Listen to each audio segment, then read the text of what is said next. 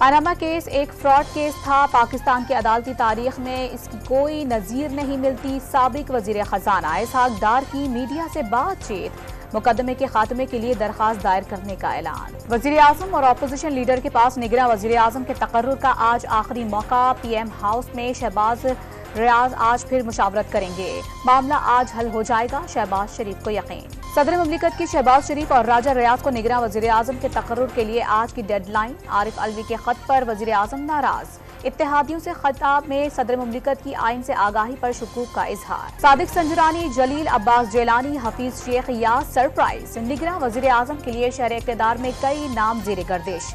Opposition leader راجہ ریاض نے chairman senate کا نام دیا، لیگی رہنما احسن اقبال کی تصدیق۔ سندھ اسمبلی کی تحلیل کا باضابطہ نوٹیفیکیشن جاری، نگراں حکومت کے قیام پر اپوزیشن لیڈر کی وزیر اعلیٰ مراد علی شاہ سے مشاورت۔ بلاول بھٹو نے پارٹی مشاورت کے لیے اہم اجلاس آج طلب کر لیا۔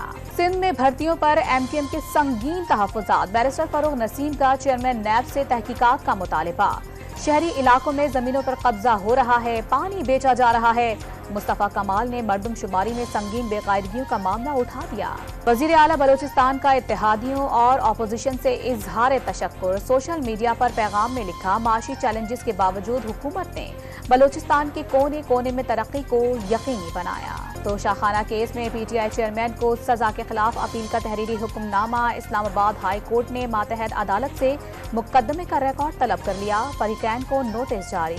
بہاولپور میں نیا موبائل فون نہ دلانے پر 14 سالہ لڑکی کی خودکشی کی کوشش، تالاب میں چھلانگ لگا دی، ریسکیو نے بروقت کارروائی کر کے لڑکے کو بچا لیا۔ اور مودی کے بھارت میں اقلیتوں پر زمین تنگ، مسلمانوں کے بعد عیسائی بھی ہندو جنونیوں کے نشانے پر، 6 ماہ کے دوران مسیحیوں پر 400 سے زائد حملے، 63 پادری گرفتار۔ فورم یونائیٹڈ کرسچن نے صورتحال کو تشویشناک قرار دے دیا۔